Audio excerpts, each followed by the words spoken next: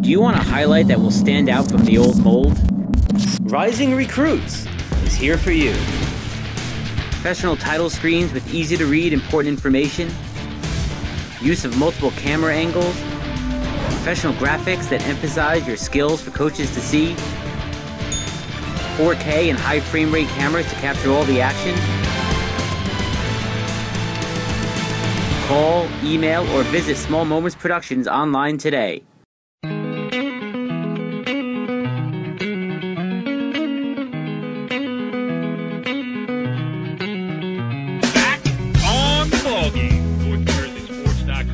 Original multimedia series talking all things basketball across North Jersey.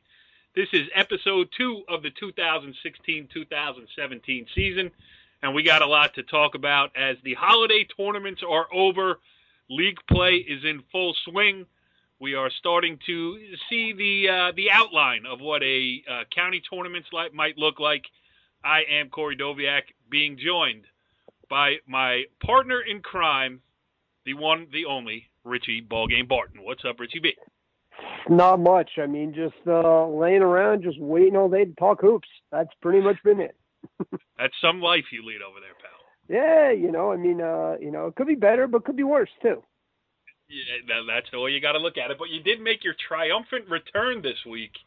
I was more than pleased to send out the tweet that Richie B is back with a story and pictures from Rutherford Elmwood Park the other night. Good story on the Rutherford side was that Dom Mignone went over 1,000 points for his career, and a good story on the Elmwood Park side in the game you saw, as I believe they're 5-2 as of that game that you covered, and making another push for the Jambo. 6-2, actually. Okay. If you want to get technical, they are 6-2, and they're an interesting team. I like them. I mean, just gritty Southern Bergen County team, and they got a couple kids that could really shoot it on the outside. I mean, their thing is going to be consistency, because they're a team that the classic high school team that looks great for 4 minutes, terrible for like 2.5, and then like good for, and it's just it seemed like every time they were ready to pull away, a bunch of turnovers got Rutherford right back in it. But Elmwood Park, I mean, they got some big games coming up, but if I wouldn't want to play Elmwood Park in the first round of the Jamboree, I'll say that.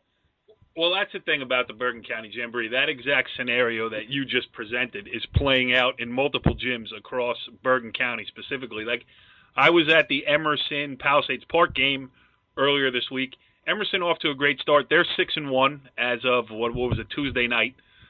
They've been winning a lot of close games.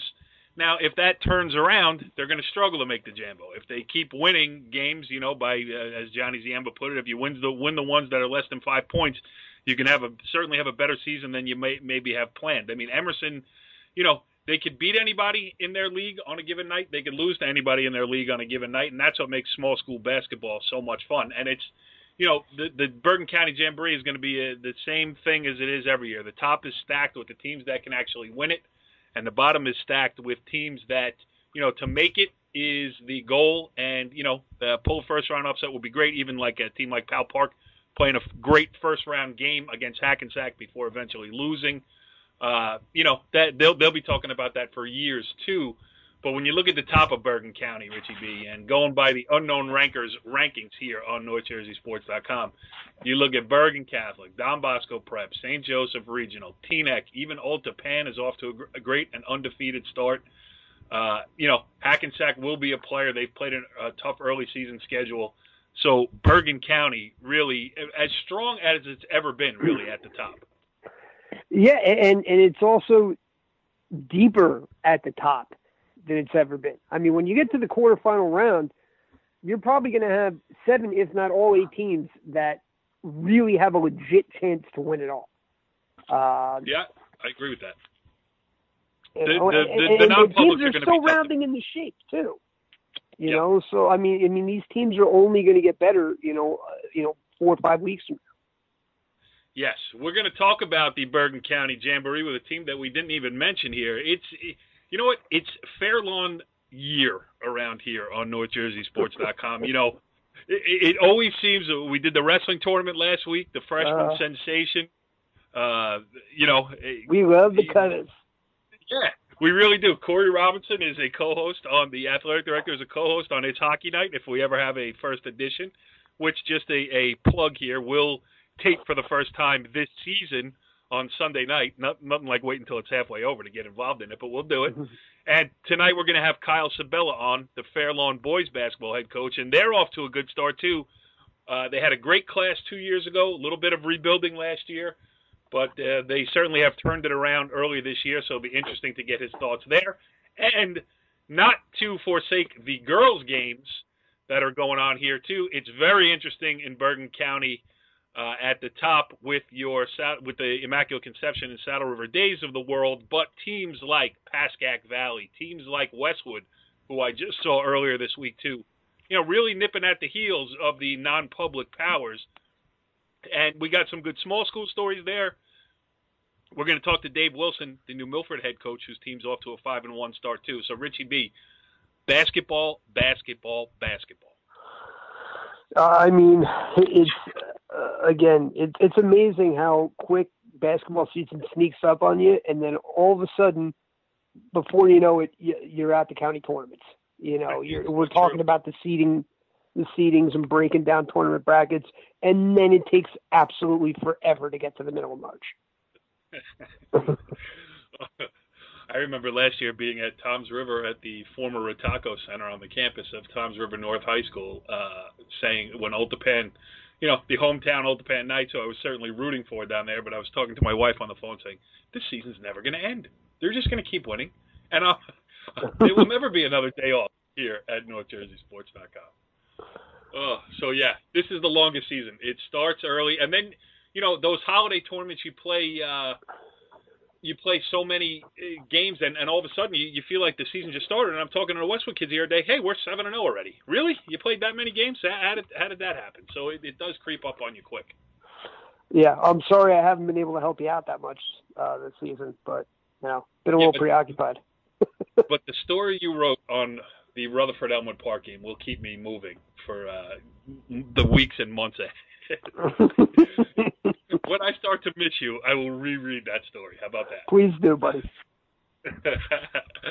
One thing before we get to our first guest of the evening, I got an email today that the Jamboree, just talking about it, the cutoff for the Jamboree is January 24th. The selection meeting is the 25th, and the first round games happen on the 28th. So we're taping this on the 5th.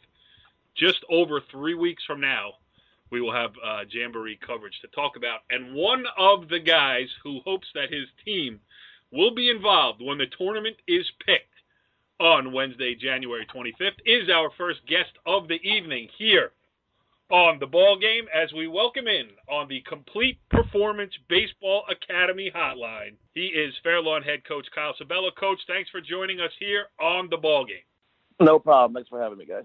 6-1. We were just talking here in the opening of the show that, everybody, this is the time to jockey for position. The Bergen County Jamboree seeding meeting is a scant 3 weeks away, and while you can't play yourself into the tournament in the first 2.5, 3 weeks, you certainly can play yourselves out. You guys haven't done that. 6-1.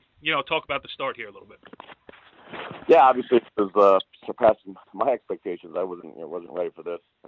Based on the last couple of years, we were struggling a little bit. So, only have one returning starter, which is Justin and Sunco. So, everyone's been very excited about what's been going on. So, off to a great start. We won the Christmas tournament over at Lyndhurst. So, opening night we beat Wayne Valley at home, which I have never beaten Wayne Valley as a coach. That was a great start for us. So, yeah, we're excited. 6-1. So it was a good start for us so far. Yeah, and it's we were also just talking about it a little bit earlier too. You had that great run a couple of years ago behind that great senior class, and the problem with that a lot of times is when you have those seniors eating up all those minutes, there's none for anybody else. So when they leave, it's like oops, So just talk about. It sounds like from what you're saying that. Maybe the rebuilding process is going quicker than you thought, and I'm sure that's a welcome thing. But, just talk about some of these kids who picked up the slack for you here. Yeah, so I mean, so I was an assistant coach actually 3 years ago when we had Chris Mosley. We made that run in Jambo. We made the state, so that was a great experience for me as well. But like I said, we graduated everyone. So the last 2 years were definitely a rebuilding mode. We lost a lot of guys, and then last year we had a lot of seniors, and they played a lot of minutes. And the one guy that Justin Infranto was my fifth starter, and the last month of the season last year, if you just saw us play, he was our best player by far. So, and that's just kind of rolled over to this year. And he's the only starter that came back. I had a lot of young guys that got a little experience last year. I think the last month of the season last year, we probably were about 500. So we just played great, and it just kind of rolled over. And all these young guys, I have sophomores, I have a freshman starting, and I have it's like 3 seniors starting. So it's been a good mix of new and old, but it's been fun. Yeah, go ahead, Richie B. Talk about really the style of play that you've got these kids playing. I mean, you're averaging 70 points a game. Again, you had 91 against Wayne Valley team, which is always tough defensively. To start the year, you had 84 the other night against West Milford. Is that something you just want to force the other team to play at your pace, or is that just something that, hey, if we have opportunity just in transition, we're going to get out and try to run the break? No, it's 100%. We're trying to force teams to play at our pace. We are extremely small. We are very small. I mean, there's times when my starting five is maybe he's a 5'8" guy. I mean, we're pressing all game. The tempo is in our favor. Every now and then, if we get to give up a layup or a wide open shot, we have to accept that. We have to move on. We got to play fast. So, if it's a half court, slow, grinded out game, I just don't think we're going to be successful. So, we started in the summer. I put in a bunch of different presses, and we put a different kind of offensive system where it's more open. It's a kind of like a 5-out motion where it's just a lot of movement and ball screening and stuff like that. So, and I knew I was going to be guard heavy, so that's why I did that. I don't have any traditional bigs. For a Group 4 school, you would think I do, but I do not.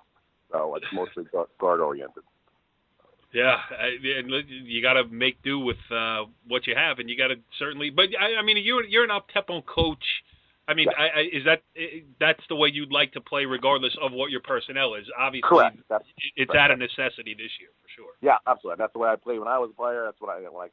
Coach, that's just the way it should be. High school basketball is a guard game now, I think. So, we definitely go up and down. I mean, obviously, we're scoring a lot of points, but we are giving up a lot of points. So that's something we are as well. But every single game, even the Bergen Tech game, even though we lost, was still tempo was in our favor. So I was okay with that.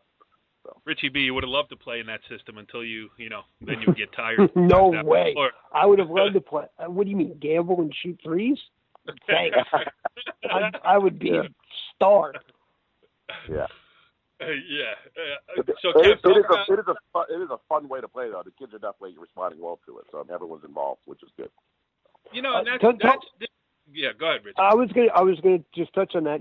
Talk about how fun it is for the kids to play that style, and also, about varying up your presses, because I think that's really the key defensively. Is when you don't have necessarily the supreme athletic, you can't just say we're going to go with a straight man-to-man press. When you vary up presses, you really throw teams off and get them out of a rhythm. I would say after our last 5 games, we've finished the game in a different defense every single game. So we've been mixing it up based on who we're playing. So whether it was just a 2-2-1 back to or a 1-2-2, a full court man, we have definitely changed it up. We practice that every day, so we don't want to become predictable. We don't want teams to scout us and get prepared for one certain defense, which has been good. And so we switch it up every game based on what we see. It's been a great year, around Fairlawn. It seems to be a resurgence in a lot of sports. I mean, the girls and boys soccer programs are good. Right. The wrestling program seems to be energized now with the young kid that you have coming in there. Yep. And once that stuff starts going around the halls, can you tell a difference where, obviously your style of play is keeping kids interested, but can you tell there's a little pep in the step walking into the gym day in and day out? I can. I think this is my 3rd year. I haven't. People come up to me out of nowhere now and say, who I don't know, and congratulate me. So, good feeling walking around the building. We're definitely getting a lot of support. A lot of people are texting me congratulations. I mean, after opening night being Wayne Valley, I got a lot of great responses, and in the Christmas tournament. So, yeah, even the girls program is doing really well as well right now. Yep. Yeah, things are definitely the buzz is definitely positive right now. Yeah, it's good stuff going on at Fairlawn. Richie B, you got another one? I mean, just talk about. I mean, at 6-1, you're riding high, but in order to get to where you want to be, you have to keep progressing. What are the things that you feel you need to kind of shore up? Being that tournament time is, Jambo time is right around the corner. Well, yeah, just we were talking about before. Like, as much as I want to press and keep the tempo up and play a certain way, we have to grind it out and be able to get stops when we need it. And sometimes we have not been able to do that. In fourth quarter, my guys still want to play like trap and double, and instead of playing hard, tough defense. So we were letting up a lot of points, a lot of easy points. So that's something we've been addressing this past week. And we have Wayne Hills tomorrow, and that's all we've been talking about is preparing for them. So. Scoring a lot of points. Again, Bergen Tech, we're not going to make all these shots all the time. We were off that night, so we have to be able to get stops when we need to, and we haven't been able to do that. So you talk about the competition that you have played, that you will play. I mean, the Wayne schools. You're in that. We've talked about it. I think the last time we had you on the show. Excuse me. We've talked about it before. It's a weird situation for a Bergen County team to be in, to be constantly playing that Route 208 corridor, the West Milfords of the world. Do you like it? Do you hate it? Do you not want to comment on it? What's the difference between, these NJIC schools and Big North schools, they're, right around the corner from each other. They're, and when they get in the room for the Jamboree seating meeting, they can say this one played that one, this, go by results. You guys don't have that luxury. What are the pros and the cons of it? Well, that was what was so good about the Christmas tournament we had last week. We beat 3 Bergen County schools, so some Bergen County schools actually saw it. We Rutherford and Elmwood Park and Beckton, so that was great for us. But no, I mean, this is an extremely tough league. It might be down a little bit this year, but the last 2-3 years, this league has been just a monster. Yep. So, it's all Passaic County teams and it's us. So I don't know what the alternative would be. Because we are a Group 4 school, I do get that, but we are in a very, very tough league. So. Well, Ridgewood's a Group 4 Bergen County school. Correct. Yeah, so is Bergen Tech. Bergen Tech. Yeah. Is there anything good about playing in it? Well, I live in Pequannock, so it's close by to where I live. So, no, I mean, I think all the coaches in the league get along. I think they're all great guys. Everyone does a good job. We're all friends. I mean, it's very good competition. Yeah, I mean, other than that, it's tough. Every night is a battle. So. Richie B, if I didn't know better, I would think he just said no. There's nothing good about it. Richie, you there, or did we lose you? Yeah, I'm here. All right. I'm here. Well, I'm letting you do all the chuckling, buddy. Why don't you join in on the conversation? That's what you're here for. I mean, listen. Once you mention Pequannock, I just kind of tune out. I'm not gonna lie. Yeah, that's right. So, Kyle, why don't you, give us some of the kids who played well for you. I mean, we haven't mentioned any names. Yeah, my starting senior point guard is Justin Sancho. He was my one starter from last year, and I think he was probably my best player the last month of the year. He's been out of his mind. He's averaging 25 a game right now. So probably about 5 rebounds, 5 assists, 5 steals. I mean, he's been unbelievable. He played on both ends too. I mean, he usually guards the other team's best player. So he's been great, and he usually attracts the other team's best defender. So it's been a lot for him. My other guard is Quamir Cruz. He's averaging 15 a game. So between the two of them, my backcourt's averaging 40 right now. Yeah, it's not bad. Yeah. No, it's two senior guards. They probably were overshadowed a little bit the last couple of years with some upperclassmen. So they're really, at this point, they realize it doesn't matter anymore. I'm a senior. I had nothing else to lose. And they're, it's easier for me because sometimes I don't have to call plays for these guys. They can just get their own offense, and that's a nice luxury to have as a coach. Right. I have Tyler Johnson is my starting power forward. He's about 5'8". He's the best football player on the team. So he provides toughness. He provides good leadership. Patrick Snowd is a junior. Connor Newman is a junior. Both starting right now. Who roles increase every single game. I also have a freshman, Darius Soikish, is a freshman right now, who I've been very high on for a couple of years now. I'm glad he's part of the program. He's going to be a hell of a player as we continue to go on here. So I don't have a big rotation. I got about 6, 7, 8 guys, but depending on foul trouble. So like I said, they have to be in shape based on the way that we're playing. So It has worked for you through 7 games of the season. I'm glad we could get you on tonight. And I just want to make a little bit of mention here. I mean, the 6-1 start, it's great. Things are looking great for the program. There is one kid on the freshman level that we'd be remiss not to mention there. I understand you got a kid named Marco Reynoso who's playing pretty well for you off the bench, but in the rotation for the Fair Lawn freshman. He is in the rotation of our 6-1 freshman team. He's in the rotation there. He provides good leadership off the bench, and he does the little things. And he knows his role. We're high on him and our freshman team. So full disclosure, Marco Reynoso is my nephew, and Kyle Sabella is the head coach of the Fair Lawn Fighting Cutters under Corey Robinson's. Yes. Well, I was going to say dictatorship, but I'll just say direction. Leadership. The whole right, his leadership. Yeah. Things are looking up, certainly for the entire athletic program, but you guys are off to a great start. Congratulations, and good luck going forward. Hope we have you on the Jamboree preview show. How about that? That would be fantastic. Absolutely. All right, Richie B., that was interesting stuff there with Fair Lawn head coach Kyle Sabella, talking a little Bergen County boys basketball. So it's time to flip the page. Let's move over to the girls' side of things as we welcome in our next guest here on the Ballgame. Joining us on the Complete Performance Baseball Academy hotline is New Milford head coach Dave Wilson. Dave, thanks for joining us here on the Ballgame. Thank you for having me.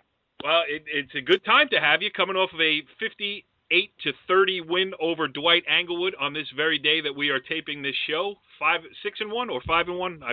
5-1. 5-1. 5-1 on the season now, off to a good start. Give us, before we get into some more specifics, give us a little state of the Lady Knights here at the first 3 weeks of the season. Well, as you know, as I hope you know, we're coming off of a great season last year where we were 25-5. I returned all of my starters except for one. We lost Lexi Monroy, who's playing college soccer at Kane. But we had a great season last year. We won the inaugural NJIC Tournament. We were state sectional champions in Group 1. And so the team was really excited about coming back together again this year. I have 7 seniors who have been playing together their whole high school career. And, we're off to a good start. Probably the best news is that the girls aren't satisfied with how they're playing right now. They still think that they can play better, and they're still pushing themselves to improve their own level of play. Richie B., do we know about the past success of the New Milford Knights? I mean, you were on the beat last year. You are the world's biggest New Milford Knights fan. So why don't you talk to the coach? Because I haven't seen him play in about 5 years. Yeah, well, I really was, and I could tell you all about this team. For me, last year, like, Lexi was kind of like the glue that held the team together, really good defender. And, everyone kind of took turns taking the lead, whether it was Natalie Miller shooting from the outside or Bianca Soriano inside. For me, the key to the team is Bianca Chambers, because she is someone that can be an elite player in Bergen County, but also is prone to foul trouble. Also, Esmeralda Reyes, you'd see a bit of that too. Right. But, just talk about how you feel this team has matured since last year, and the confidence level that you have, knowing that, all right, this is a championship team. We want to, really stay at that level. Well, absolutely, and I think you hit on a lot of things. Our fifth starter is Katrina Toledo, also, who is a defensive specialist. She came off the bench for us last year. But I'll big Toledo fan. She played some big minutes last year and did well. Oh, yes, my God! Yes. New Milford Love Fest here, an unabashed New Milford Love Fest. That's what I love about this call. I'll start with Miller though, and she's one of the premier shooters in New Jersey. I believe. I think she was 4th or 3rd, maybe even in 3-pointers last year. She had somewhere around 83 or 84 3-pointers. She got over 200 for her career, and she is, as we speak, 11 points away from getting her 1,000th point in high school. And as I alluded to before, the best thing about her is when she talks to me, she talks about making the team better. She talks about what can she do to help her teammates. How can we get the ball inside to Soriano more? My 2 guards, I agree with you. Bianca Chambers is one of the most outstanding athletes that I've ever coached. And I really think she's just scratching the surface of her abilities. She takes leaps and bounds as far as improvement is concerned.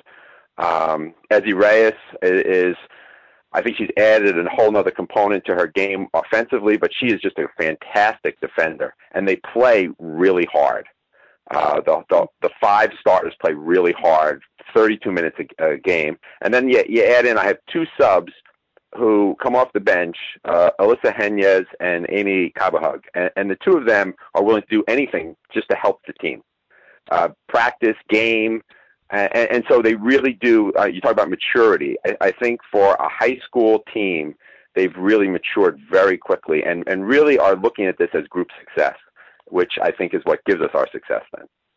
Yeah, and just as you were talking there, I even pulled up our rankings. Even the unknown ranker loves the Knights, has you number 17 in our latest poll. I mean, ahead of Teaneck. So, you are raising some eyebrows. And how fun is it? Because, as a Group 1 guy myself, Richie B, same thing. This doesn't come around all that often. I mean, you're going to, you have this great group that's stuck together. I don't know what you have coming behind. Maybe you keep it going. Maybe you don't, whatever. But I think Group 1 schools appreciate these opportunities maybe more than some of the other teams who, expect to be at that level every year. Give us the Group 1 perspective of riding a very successful wave and enjoying it. Well, I again agree with what you're saying on that. A small school, I've been associated with the high school. I started coaching there in 1985. And I was out of coaching, obviously, for a while, but it came back in. But I've seen teams. This is one of the most special groups of players to come through. There was actually a team in the mid-'80s that had 3 1,000-point scorers on it at the same time. But I mean, Holly Rooney? Moira Rooney. Goes back to Moira Rooney, Diane Marrow, a coach at our school right now, Sheila Clancy, was their point guard. And so those teams really don't come around a lot, and it's a special group of players, and this really is a special group of players. They are such a pleasure to work with, all of them, including the JV players who support the team. And in a small school, it's really kind of important for everybody to chip in because you just don't have the same depth. You don't have the same I don't know that how it carries through from year to year. So I think one of the great things is that we are able to recognize. We stopped last year. We were in the middle of a run of wins, and we stopped very consciously and said, we just got to 20 wins. That's a big deal. Yeah. And the NJIC tournament that they started last year, I thought was just a fantastic idea because it helps gain our confidence. This year, our goal, we want to go into the county tournament. Right. We've tried to up our independent schedule a little bit and play some tougher teams, and as you know, we're now in Group 2, so we don't get to defend our title. We have to step up to the Group 2. We're the smallest of the Group 2 schools, so now we have to go after Group 2. But it's a challenge. It's a challenge. So that's what it's all about, and that's what makes the sports fun is trying to live up to that challenge. Go ahead, Richie B. Well, Dave stole basically both of my points, which is the move. Well, you two, I mean, you guys are like simpatico. Something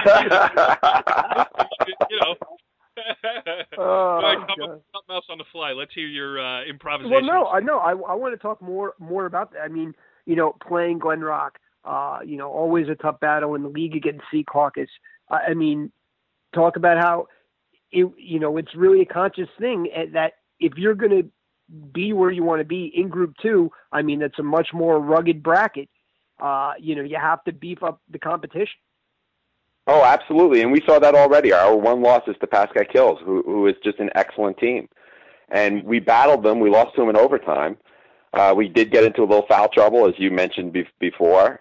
Two of our players fouled out at the end of the game. But, that's the type of challenge that we have to be up to and we have to be ready for.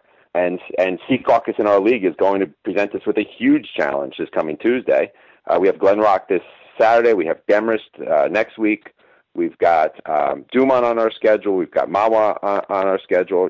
So we're trying to get ourselves ready for exactly the type of challenge that this end of the year will be. And like I said, we want to be in that county tournament. So we'd love to be able to play well in anybody that we are facing in the county tournament.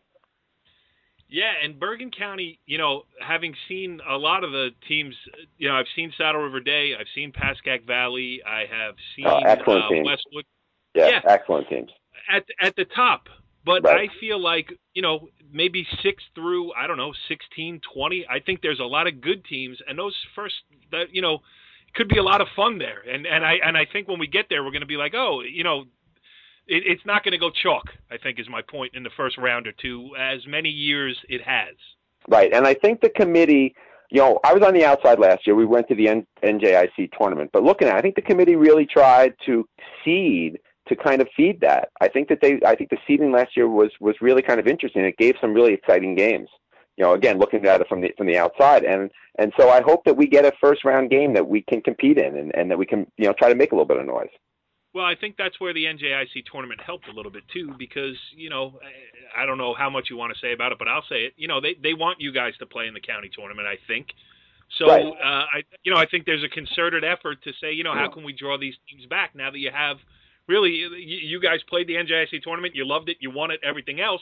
So you have a viable alternative, and they want to find a way to get you back in the Bergen County tournament. Right. I saw it as like the NIT as opposed to the NC2A. Right. You win the NIT one year, and then you hope you get to the big dance the next year. And that NJIC victory was huge for us last year because it gave us confidence. All of a sudden, they realized they could play with these teams. And they were Group 1 schools, but that's what we were in last year. We were going to that Group 1 state sectional, and so they realized we can do this. And then we had a couple other wins that kind of added to that confidence as we were going through the year. Because even though we had a great record last year, there was still a lot of, as you said before, there was a lot of maturity that had to come to the team, a lot of growth. They had to believe in themselves. Yeah, well, that was Richie with the maturity. I am immature. Richie's the grown-up adult around here, right, Richie B? I agree, 100%. You got anything else for Coach? I mean, you want to talk about, what is pregame rituals, superstitions? I mean, I know. No, I actually just want to talk about, just from, the motivation standpoint, from day to day, when you have the same players for such a long time, is it just kind of, do you make major adjustments, or is it just moving and tweaking a few things here and there and kind of let them go on their own? Well, I think it's actually a combination of both of those things. Now, I've only had them for 2 years. I took over a team that had a great base from Coach Lazuriaga. And so I took them over in their junior year.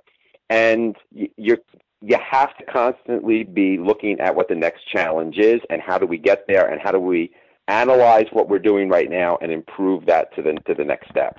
So we just spent a practice a week ago looking at video of how we've played and trying to pick apart, well, what can we do better? How do we improve ourselves in this type of scenarios? And the girls are driving that as well, which is really just makes it easy on my part. Yeah, I mean, when you have a senior group too, no one's feelings are getting hurt. They understand that you're just, you're not picking on anybody. You're picking the game apart to put it back together and really, ratchet things up a little bit. So, no, absolutely, absolutely. Yeah, and you got this tough schedule coming up. Are you? Obviously, you said you're going to play in the Bergen County Tournament. You're going to get, the Group 2 is going to be, it doesn't matter where you're seated. I don't know if High Point's still in it, but I know Westwood's good. I know Pasco Hills is good. A couple other teams there. So, are you really keeping an eye out on keeping the record or getting the best record you can, or is taking a loss against real good competition just as, if you play well, obviously, on a night like that, but is that just as important to test yourself? There you go. You saved it at the end. The playing well is. I'd rather take the win. I'd rather take the win and play well. Yeah, I remember John Thompson saying, "There's no such thing as a good loss. There's nothing I can learn from a loss that I couldn't have learned from a win." But you get my, testing yourselves just as important. Yes, it is. It really is. No, it really is important for us to do that and to raise our game. And these teams are excellent teams, and they're going to present challenges for us. Our preference is to win. Make no mistake about that. But raising our game to face the challenge of these teams, it has to help us. In the long run, it has to help us, and it has to help everybody get better. Yeah, 5-1 start, off to a good one. We look forward to, Richie certainly looks forward to watching some of the girls basketball this year. I'm looking forward to seeing her in our gym because it means we've got a big game. I am eyeing that Sea Caucus game too, because I saw Sea Caucus playing the Poli tournament. They're fun to watch. You guys are fun to watch too. So we're going to be keeping a close eye on the Lady Knights here going forward. Congratulations on the good start. Congratulations on last year. We probably should have had you on the show then. But, Richie B is not the world's best show booker. So maybe we're a little bit late, but we appreciate you jumping on here. And good luck with the rest of the season. Thank you very much. Thank you. Well, Richie B, that was interesting stuff there with Dave Wilson of New Milford. The excitement was palpable between you two. Listen, I've been to a bunch of big New Milford games in the last couple of years, and they are undefeated in games that I show up at. So, rightfully so. They're a fun team to watch, and it's a great atmosphere if you watch a game in New Milford. That crowd gets wild. I love it. Yeah. Well, welcome to the Black Cat, because if I show up in the gym on Tuesday, you can add me to the list of people going, oh, there he is.